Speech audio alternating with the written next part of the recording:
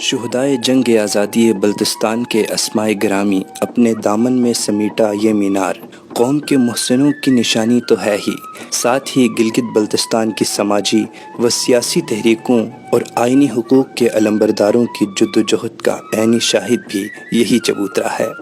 جی ہاں، یہ یادگار شہداء اسکردو ہے جو شہر کے قلب میں پورے جاہ و جلال کے ساتھ قائم ہے۔ یہی اسکردو کی پہچان ہے اور مرکز نگاہ بھی۔ اس یادگار کو بلتستان کے پولیٹیکل ایجنٹ بنات گل آفریدی نے 1948 کے شہدائے جنگ آزادی بلتستان کی یاد میں تعمیر کرایا تھا۔ بنات گل آفریدی ایک فرض شناس افسر تھے۔ بلتستان کے باسیوں سے انہیں خاص انسیت تھی اور وہ یہاں کے مسائل کے حل کے لیے ہمہ وقت کوشاں رہتے تھے۔ 1964 میں بنات گل آفریدی جب دوسری بار بلتستان کے انتظامی سربراہ متعین ہوئے تو انہوں نے علاقے کی ترقی کے لیے جو انقلابی اقدامات اٹھائے وہ قابل تحسین ہیں۔ ان کے ترقیاتی منصوبوں میں نیا بازار اسکردو کی تعمیر اور یادگار شہداء کا قیام نمایاں ہے۔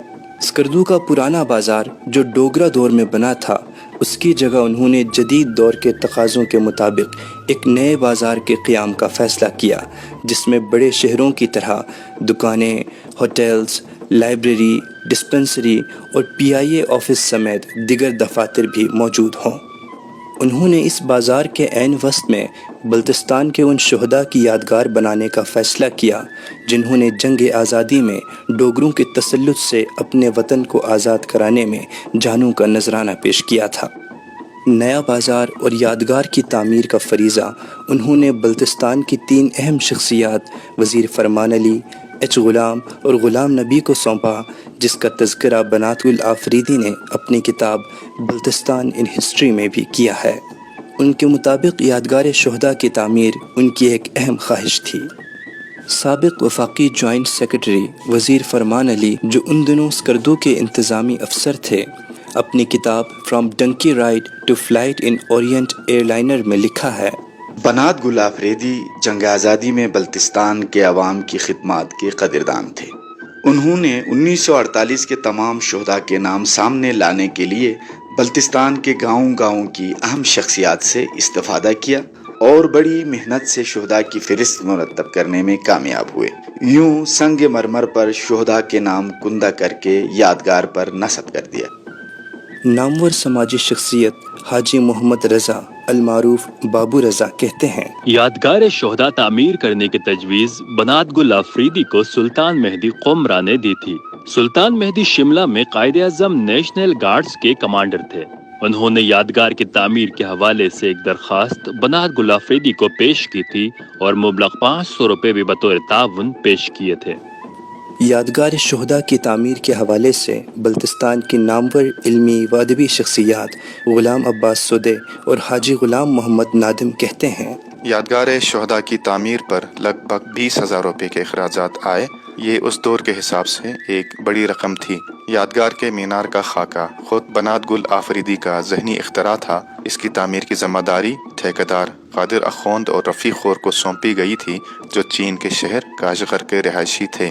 یہ دونوں تجارت کی غرض سے اسکردو آ کر یہیں بس گئے تھے۔ انہوں نے کئی برسوں کی پیشہ ورانہ محنت سے اس یادگار کو تعمیر کیا۔ یادگار میں 2 خاص قسم کے پتھر استعمال ہوئے، ایک سفید پتھر جو کھرپچوں کی چٹان سے نکالا گیا تھا، جبکہ ہرے نما رنگ کا پتھر اسکردو کے نواحی گاؤں قمرا سے لایا گیا تھا۔ ان پتھروں کو بغیر مشینری کے اسکردو اور ہنزا کے ماہر سنگ تراشوں نے مخصوص انداز میں تراشا تھا۔ مقپون خاندان کی بزرگ شخصیت کاچو مہدی علی خان نے اسکردو کے کئی تاریخی و تہذیبی ورثوں کو وجود میں آتے ہوئے دیکھا ہے۔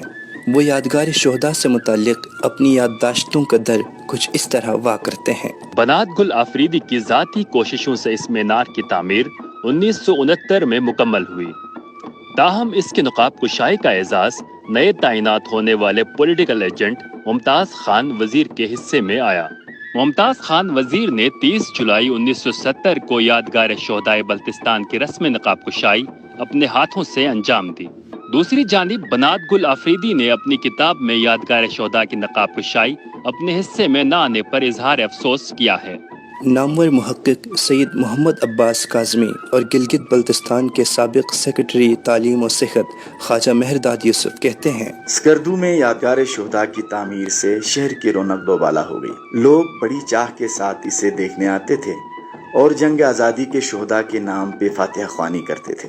یادگار شہداء اپنی تعمیر کے فوراً بعد ہی عوامی تحریکوں کا مرکز بن گئی۔ بالفاظ دیگر یہ یادگار عوامی اسمبلی کی سی حیثیت اختیار کر گئی۔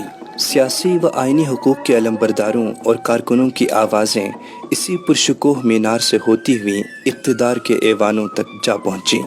گویا یادگار شہداء طاقتور حلقوں کے نزدیک ایک بااثر پلیٹ فارم بن گئی، تاہم عوامی آواز کو مقتدر ایوانوں تک پہنچانے والا یہ مینار آج تک خطے کو آئینی حقوق سے سرخرو ہوتے ہوئے نہیں دیکھ سکا۔